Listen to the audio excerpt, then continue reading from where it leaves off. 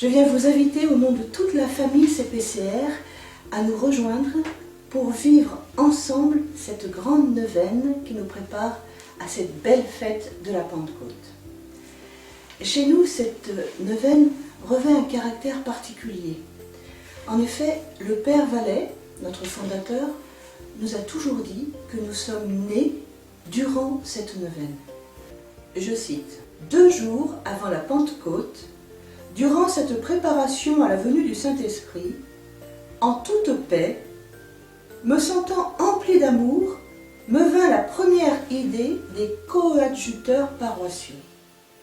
Ce fut quelque chose de soudain qui me prit alors que j'allais quitter la chapelle. Puis, grande paix, grande joie qui durèrent plusieurs jours. Pour tous, bien sûr, et pour toute l'Église, ce temps d'attente qui nous sépare de la fête de la Pentecôte est un temps plein d'espérance, plein de vie. Et pour nous, CPCR, une attente pleine de reconnaissance. Reconnaissance pour cet appel à la vie des coopérateurs et des coopératrices paroissiaux du Christ-Roi que notre Seigneur a bien voulu faire à notre fondateur, le Père Vallet. Et le premier, il s'est lancé dans cette grande aventure sans savoir vraiment où tout cela le mènerait, en sachant uniquement qu'il était animé par le désir immense de porter le Christ à ses frères. Que de chemin parcouru depuis ce vendredi de 1927. Que d'épreuves, bien sûr, que d'actes de foi, d'abandon, de confiance en la Providence. Et un pas après l'autre, tout bonnement, avec ce désir de poursuivre la mission qui lui était confiée.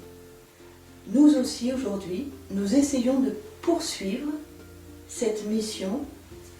Notre congrégation ne doit pas être amusée, fossilisée dans l'histoire, mais doit être bien vivante, avec cette force de l'amour et du désir d'évangéliser qui doit habiter chacun d'entre nous. Eh bien, c'est ce que nous vous proposons aujourd'hui encore, que cette neuvaine préparatoire à la fête de la Pentecôte soit véritablement un temps fort à vivre ensemble, vous et nous, la famille CPCR.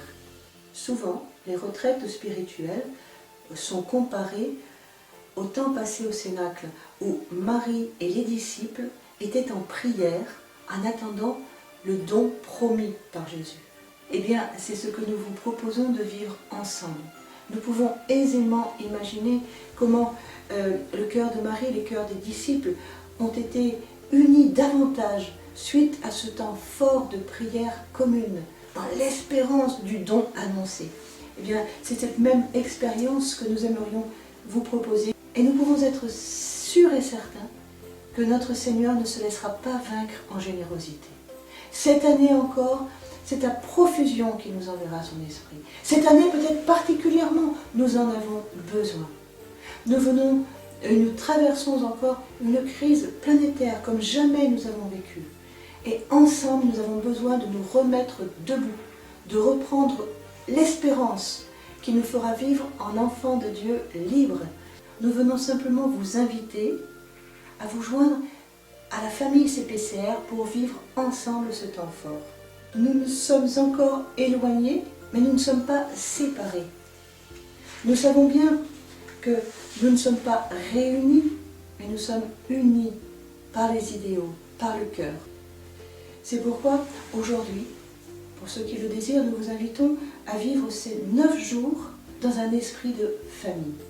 Concrètement, chaque jour, un de nous, un père ou une sœur, vous proposera un temps fort, un temps de réflexion sur la grâce de l'union des cœurs, cet idéal de l'union qui était si cher au Père Vallet, où le désir ardent qui doit nous habiter pour disposer nos cœurs à recevoir cet esprit, cette force, la grâce d'être plus centrés sur Dieu que sur nous-mêmes, le désir de goûter quelque chose de l'amour de Dieu, pour nous et pour nous tous ensemble, la grâce de renouveler l'alliance avec le Seigneur,